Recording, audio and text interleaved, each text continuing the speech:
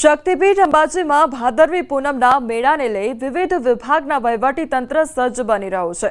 જિલ્લાના ફૂડ અને ડ્રગ વિભાગ દ્વારા અલગ અલગ 4 ટીમો બનાવી વિવિધ ખાદ્ય ખોરાકીના વેચાણ હોટલોમાં તપાસ કરવામાં આવી છે, તો 20 જેટલી ખાદ્ય ખોરાકીના એકમોની ચકાસણી કરવામાં આવી હતી। ત્યારે ચેકિંગ દરમિયાન એક્સપાયર ડેટ અને વાસી મળેલા ખોરાકનો 50 કિલો જથ્થો નાશ કરવામાં આવ્યો હતો। હજુ પણ વિવિધ વિસ્તારમાં તપાસ કરવામાં આવી રહી છે।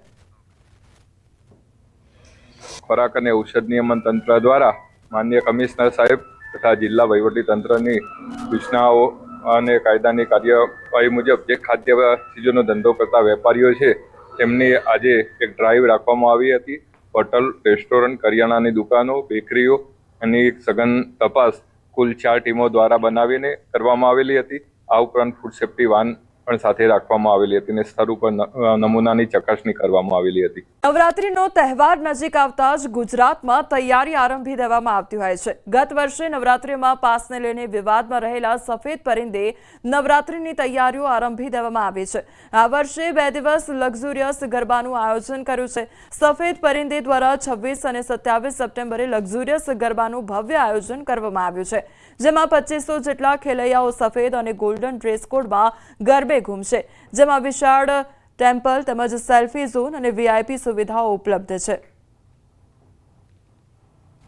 एक्चुअली लास्ट टाइम जो इश्यू थो एना लीधे आ वखते लास्ट टाइम जेनो के अमे अलग करी रह्या छे के कीधुं हतुं के 3000 पब्लिक लावीशुं, अमे 5 થી 6000 पब्लिक लाई दीधी थी અને ઘણો બધો મિસમેનેજમેન્ટ થયું હતું। એટલે આ વખતે પહેલી જ અમે સારી જગ્યા, મોટી જગ્યા અને પહેલી જ અમે ઇન્વાઇટ કરીએ કે જે લોકોને અમારે નામ નંબર્સ બધા હોય કે કેટલા લોકો આવી રહ્યા છે, કેટલા લોકોના નામ છે। સપોઝ કોઈ અંદર એન્ટ્રી લે છે તે લોકોને કમ્પલસરી નામ અને એ લોકોનો આધાર કાર્ડ લઈને જવાનું એન્ટ્રી થશે। તો એ રીતે આ વખતે પહેલીથી અમે સેફટી રાખી છે। અમદાવાદમાં અત્યાર સુધી થીમ બેઝ ગરબા કોઈએ નહોતા કર્યા, તો અમે એવું પ્લાન કર્યું કે સફેદ જે આપણું પીસનો કલર છે એ કલર આપણે ઇન્ટ્રોડ્યુસ કરીએ, એના અકોર્ડિંગ આપણે થીમ બેઝ ગરબા રાખીએ કે પૂરી અંધારામાં જ્યારે બધા જ વ્હાઇટ કપડામાં ગરબા રમે તો એ બહુ જ મતલબ બહુ જ બ્યુટીફુલ લાગે। એવા એના ઉપરથી અમે કલર રાખ્યો કે આપણે વ્હાઇટ કલરથી ગરબા રમાડશું બધાને।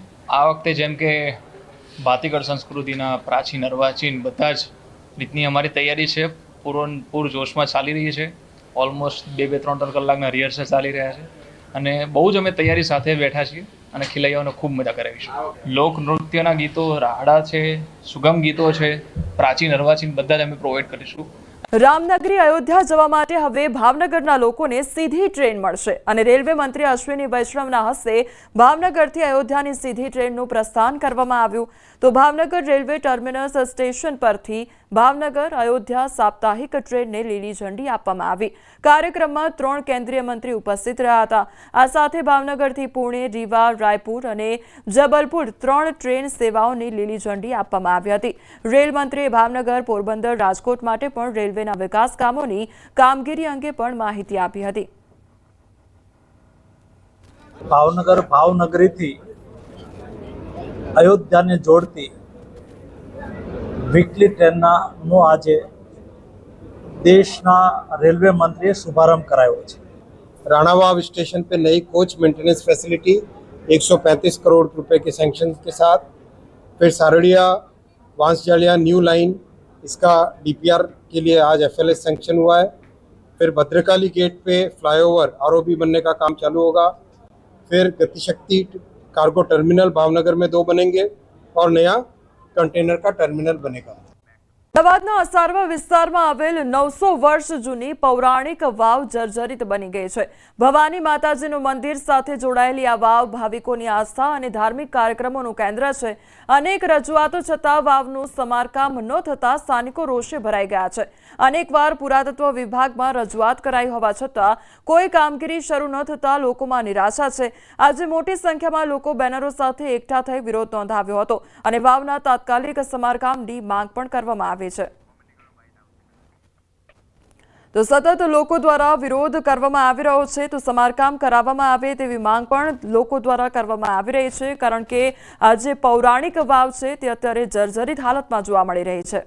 નગરમાં 10 થી વધુ સોસાયટીના રહીશો હાલાકી ભોગવી રહ્યા છે. બાયપાસથી શહેરને જોડતો મુખ્ય રસ્તો ખોદકામ પછી 1 મહિના કરતાં વધુ સમયથી અધૂરો છે. ચોમાસામાં પાણી ભરાતા વાહનો ફસાઈ જાય છે. વિદ્યાર્થીઓને મુશ્કેલીનો સામનો કરવો પડી રહ્યો છે. સ્થાનિકોની માંગ છે કે તંત્ર તાત્કાલિક નવીનીકરણનું કાર્ય શરૂ કરે અને કફોડી હાલતથી રાહત આપે. ચોમાસાના કારણે બંધ રાખવામાં આવ્યો હતો. તો જ્યારે ચાલુ કર્યો ત્યારે ચોમાસું જ હતું અને આગળ અહીંયા તો ખાડા છે જ, પણ આગળ તમે જોઈશો તો આગળ પણ ઘણા બધા ખાડા છે. લોકોના ઘરના આંગણા સુધી ખાડા ભરેલા છે. અત્યારે વરસાદ નથી છતાંય આ સ્થિતિ છે. ચાલુ વરસાદે અમે જોયેલું છે 3 થી 4 જણા સ્લીપ થઈ ગયેલા છે. અમે દોડીને અહીંના જે લોકો છે એમને ઊભા કરેલા છે. અહીંયા ઘણા લોકોને ખૂબ હાલાકી ભોગવવી પડે. તો વહેલી તકે નગરપાલિકાને મારી નમ્ર વિનંતી છે કે જે કંઈ કોમન પ્લોટો બી પડ્યા છે એની અંદર પાણી ભરાય છે. જે કોમન પ્લોટોની અંદર મચ્છર થાય છે ને મેલેરિયા થાય છે ને લોકો બીમાર પડે છે, તો વહેલી તકે એ કોમન પ્લોટોમાં બી લોકોને નોટિસ આપી અને કમસે કમ એ પ્લોટોની પ્લીટ ભરાવડાવી દેવી, જેથી કરીને પાણી ન ભરાય અને રોગચાળો ન થાય. અમને તો બહુ ગંદકી, બહુ જીવજંતુ અમારા ઘરમાં ગરી જાય છે. આ રસ્તાની કંઈક સગવડ કરો. મહાપાલિકા વાળાએ ખોદીને તો બહુ મૂક્યું હતું, પછી બંધ કરી દીધું કામ. અમારે તો માંગણી એવી છે, અમારો રોડ હરખા કરાવો, અમારે પાણી ભરી જાય છે ઘરમાં, એ બધી અમારી માંગણી છે. શહેરમાં ગત 24 જુલાઈએ ફઈ ભત્રીજી ગુમ થયા હોવાની ફરિયાદ નોંધવામાં આવી હતી અને આ સમગ્ર મામલે ફોઈએ જ ભત્રીજીનું અપહરણ કર્યાનો ખુલાસો થયો છે. ગુમ થવાના પ્રકરણમાં પોલીસે લાપતા ફોઈ અને ભત્રીજીને ઇન્દોરથી શોધી કાઢ્યા હતા અને આ મામલે ઊંડાણથી તપાસ કરતા ચોંકાવનારી હકીકત બહાર આવી હતી. યુવતીએ પોતાના ભાઈ પાસેથી વારસાઈ મિલકતમાં ભાગ મેળવવા માટે વકીલ સાથે મળી અપહરણનો કારસો ઘડ્યો હતો. પહેલા તો આ ચાલાક યુવતીએ પોલીસને પણ ગુમરાહ કરી હતી. તેમણે એવું કહ્યું હતું કે તેઓ જ્યારે રેસકોર્સ નજીક હતા ત્યારે કોઈ બુકાનીધારી શખ્સ દ્વારા છરીની અણીએ અપહરણ કરવામાં આવ્યું હતું. હાલ આરોપીની પોલીસે અટકાયત કરી છે તેમજ આરોપી વકીલને શોધવા ચક્રો ગતિમાન કરવામાં આવ્યા છે.